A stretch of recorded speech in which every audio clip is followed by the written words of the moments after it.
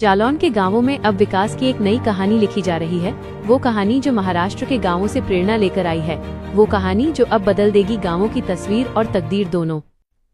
उरई से एक नई पहल की शुरुआत। जालौन, चित्रकूट, हमीरपुर, औरैया, बांदा, फर्रुखाबाद, झांसी समेत प्रदेश के कई जिलों के 30 प्रधान और सचिव महाराष्ट्र के एक्सपोजर विजिट से लौटे हैं और अब वो पूरे जोश के साथ कह रहे हैं, हम भी अपने गांवों को महाराष्ट्र की तर्ज पर विकसित करेंगे।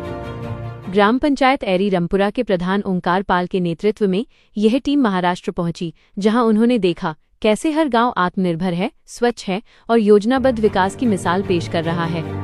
उन्होंने बताया कि महाराष्ट्र के हर गांव में 100 मीटर की दूरी पर चेक डैम बने हैं ताकि एक बूंद पानी भी व्यर्थ न जाए। हर घर में नल तो है ही, लेकिन उस पर मीटर भी लगा है। जो जितना पानी उपयोग करता है वही उसका शुल्क देता है और वो पैसा सीधे ग्राम पंचायत के खाते में जाता है।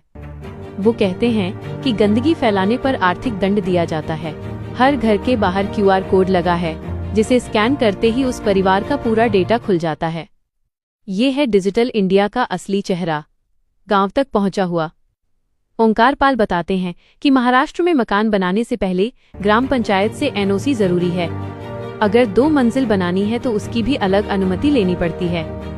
ये व्यवस्था गांवों में अनुशासन और पारदर्शिता दोनों बनाए रखती है। और जब टीम अन्ना हजारे के गांव रालेगण सिद्धि पहुंची तो वहां उन्होंने देखा कि कैसे एक व्यक्ति की सोच ने पूरे गांव को बदल दिया। अन्ना हजारे ने खुद चौपाल में कहा कि जब हमने गांव की गलियां साफ करनी शुरू की, लोग कहते थे ये पागल हो गया है, लेकिन धीरे धीरे सोच बदली, लोग जुड़े और आज रालेगण सिद्धि पूरे देश के लिए मिसाल बन चुका है। टीम ने महाराष्ट्र की कई ग्राम पंचायतों का दौरा किया। पंचगनी, रालेगण सिद्धि, गोवर्धन प्रोजेक्ट से जुड़ी पंचायतें, जहां उन्होंने सीखा कि कैसे ठोस और द्रव कचरा प्रबंधन, स्वच्छता कर, जल कर, संपदा कर जैसे स्रोतों से गांव खुद अपनी आय बढ़ा रहे हैं। उन्होंने देखा कि वहां के गांवों में सीवेज ट्रीटमेंट प्लांट लगे हैं।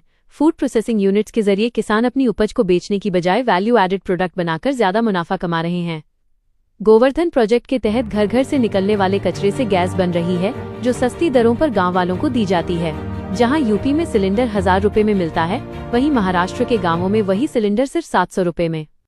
ये यात्रा सिर्फ एक विजिट नहीं थी, यह थी सीखने की यात्रा, बदलाव की यात्रा, जहां टीम के हर सदस्य ने जाना कि अगर इच्छा हो, नीयत साफ हो और व्यवस्था मजबूत हो तो गांव भी शहरों से कम नहीं हो सकते। इस पूरे एक्सपोजर विजिट को पंचायती राज विभाग उत्तर प्रदेश और यशदा यूनिवर्सिटी पुणे ने ऑर्गेनाइज किया।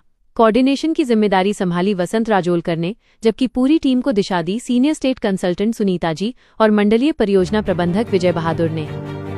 विजिट में शामिल टीम में चित्रकूट मऊ की ब्लॉक प्रमुख सुशीला देवी, बांदा के प्रधान बाबूलाल, झांसी के अनिल कुमार निरंजन, हमीरपुर के जय नारायण, औरैया के प्रधान चंद्रशेखर और जालौन के ओंकार पाल व बबली गौतम जैसे जनप्रतिनिधि शामिल थे।